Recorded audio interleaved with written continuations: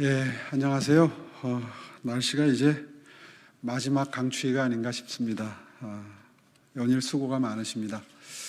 오늘은 미리 예고해드린 대로 안심서울 프로젝트 2탄입니다. 사실 복지공약을 지난번에 한번 안심서울 프로젝트 1탄으로 소개를 드린 바가 있는데요. 종으로 횡으로 그물망처럼 촘촘하게 복지 사각지대를 없애겠다 하는 취지에서 지난번에 아동, 청소년, 어르신, 여성, 장애인, 경제적 취약계층 이렇게 5가지 보호의 대상에 대해서 설명을 드렸고요. 이제 오늘은 소득, 건강, 주거, 일자리도 안심할 수 있는, 그러니까 이제 종축, 횡축이 오늘로서 다 완성이 되는 겁니다. 그런 취지에서 일반적인 분류 기준에 의하면 복지정책의 완결편이 되겠습니다. 보도자료를 다 보고 계실 거기 때문에 별도로 개요를 설명드리진 않겠고요. 바로 본론으로 들어가겠습니다. 바로 옆에 요즘에 SNS상에서 흔히 눈에 띄는 아주 설명을 하기에 가장 적절한 그런 그 예화, 표현이 있어서 한번 인용을 하면서 제가 작년 하반기부터 주장을 해온 안심소득 시범 실시에 대한 설명을 좀 드리겠습니다. 중위소득 100% 이하, 그러니까 딱 중위소득 밑에죠. 4인 가족 기준으로 내년도에 올해부터 한 연 6천만 원 소득 언저리가 될 걸로 짐작이 됩니다. 이러한 중위소득 대상 가구 이하의 경우에 지급 금액은 안심소득에 미달하는 금액의 50%를 서울시에서 지급한다. 그러니까 딱 중위소득에서 그분이 그 가구가 벌어들이는 거에 그 중위소득에서 부족한 부분의 절반 정도를 채워드린다. 쉽게 이렇게 이해하시면 되겠습니다. 다시 말해서 중위소득 이하의 가구의 경우에는 하후 상박이라고 그러죠. 소득이 적을수록 많은 보조금이 나가는 셈입니다.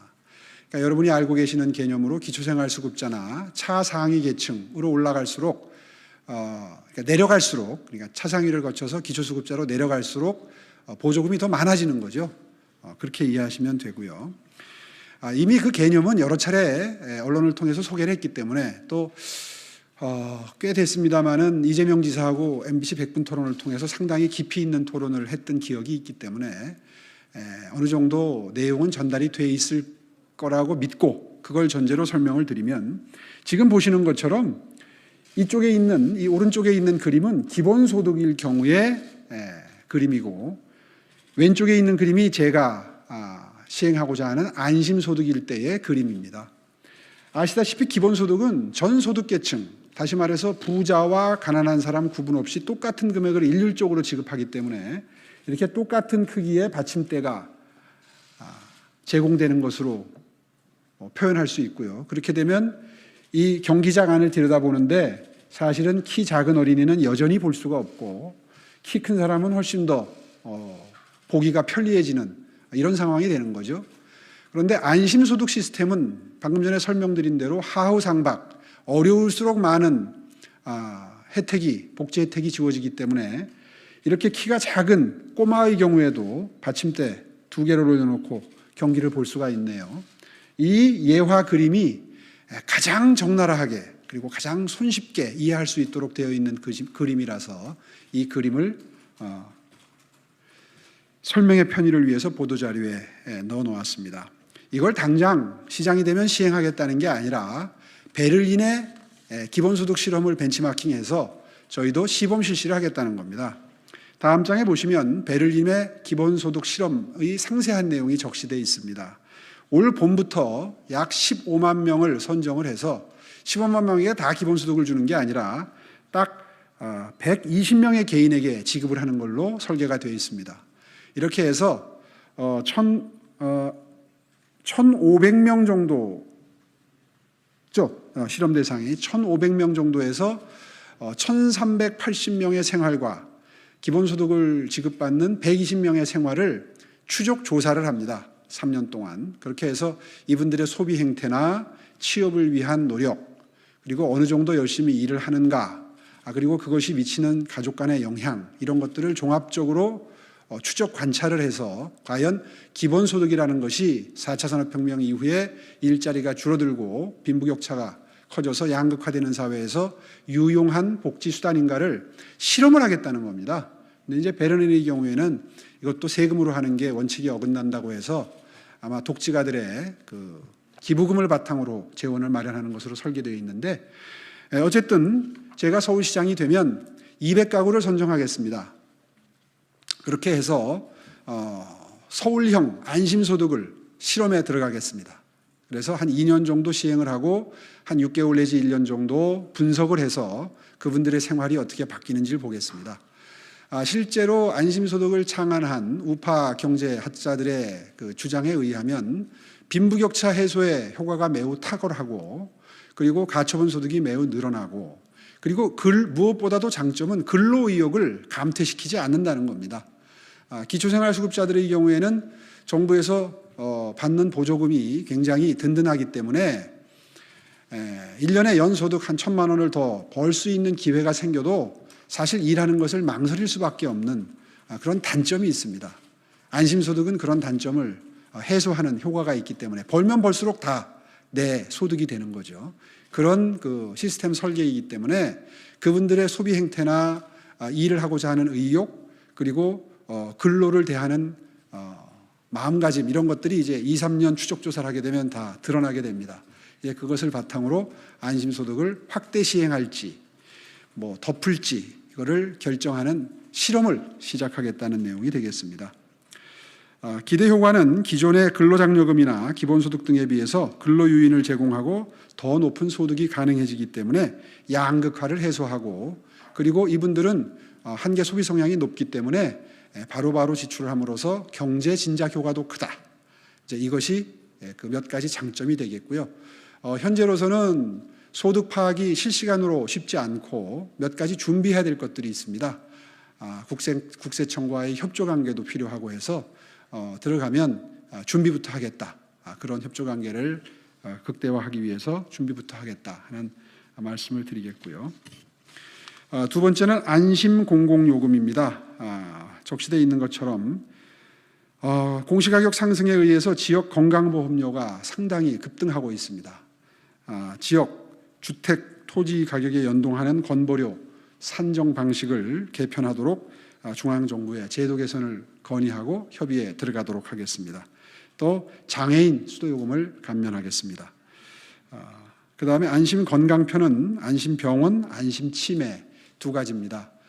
병원에 가서 병 없는다, 이제 이런 불안이 그동안에 있었습니다. 이번에 코로나19를 겪으면서 상당히 그 우려가 현실화되기도 했습니다. 실제로 코로나 옮을까봐 병원에 못 가고 안 가는 그런 일이 벌어지는 걸 보면서 병원의 위상 상태나 병원의 감염 가능성을 줄이는 것이 잘 관리하는 것이 매우 필요하다 하는 관점에서의 공약이고요. 네 번째는 안심치매. 제가 시장 시절에 아침 10시부터 밤 10시까지 어르신들을 돌보는 데일리, 그러니까 매일 출퇴근 형식으로 가족들의 부담을 덜어드리는 치매 어르신 안심보호 헬스케어, 다시 말해서 데이케어 센터를 시작을 했습니다. 이게 지난 10년 동안 잘 정착이 돼서 각 자치구마다 수십 군데, 서울 시내 수백 군데의 데이케어 센터가 지금 매우 잘 운영이 되고 있습니다. 코로나19를 맞아서 상당히 긴장하고 어르신들을 어떻게 하면 잘 보필하는가, 보호하는가 정말 열심히들 하고 계시는데요. 더욱더 위생도 관리하고 또 프로그램도 강화해서 더 이상 치매가 어르신들의 제일의 걱정이 되지 않도록 그 서비스 수준도 획기적으로 향상시키겠다 하는 내용을 담고 있습니다. 그 다음에 안심주택관리, 1인 가구의 경우에 신경 쓰이는 게 많죠. 그래서 주택관리 서비스를 도입하고 무선 인터넷을 확대하고, 이렇게 함으로써 특히 여성 1인 가구의 경우에 수리할 일이 생기거나 하게 되면 전기, 설비 뭐 이런 것들 손볼 수 있도록 하는, 긴급하게 해결할 수 없는 경우에 아파트 관리실과 같은 편의를 제공하는 그런 동별 관리센터도 보강을 하겠다 하는 내용과 함께 몇 가지를 적시했습니다. 마지막으로 안심 배달 라이더, 지난번에 현장에 임해 보니까 보험이 큰 문제더라고요. 보험이 잘 가입이 안 됩니다. 그래서 보험사와 협조해서 안전사고가 일어났을 때, 배달 중에 사고가 났을 때 보호받을 수 있도록 서울시에서 조치하고 공공배달 앱을 운영을 해서 수수료도 인하하는 등 여러 가지 이 배달이 생활화되는데 더 이상 불편이 없도록 서울시가 배달 문제만큼은 잘 챙기겠다 하는 말씀이고요. 마지막으로 코로나19로 직격탄을 맞은 자영업자분들에게 꼭 필요한 공약입니다.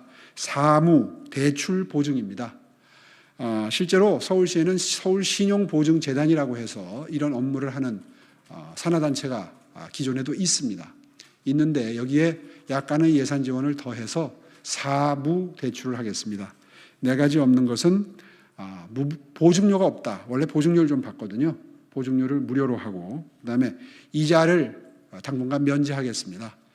워낙 타격이 크셔서 현금을 지원하는 것보다는 대출을 받는데 보증료가 없고 이자가 없고 담보는 당연히 없고, 그리고 수수료가 무료다. 이렇게 해서 서류가 없다. 이렇게 해서 사무 대출 보증을 하겠습니다. 예산을 따져보니까 그리 부담스러운 금액은 아닙니다. 기존에 해오던 거에 약간의 예산을 보태면 할 수 있습니다. 업체당 최대 90만 원까지 보증료가 면제가 되고요. 이자는 업체당 한 150만 원 내외 정도의 연간 혜택이 주어지게 됩니다. 그리고 1년에 한한 혜택입니다. 이런 내용으로 엄청난 타격을 받은 우리 서울시의 자영업자분들에게 자그마한 희망이라도 드리고 손해를 복구할 수 있는 그런 여력을 마련해 드린다 하는 차원에서의 공약이 되겠습니다. 자, 오늘로서 이제 안심서울 공약 복지편이죠. 마무리를 했습니다. 질문 답변은 밖에서 받도록 하겠습니다. 경청해 주셔서 감사합니다.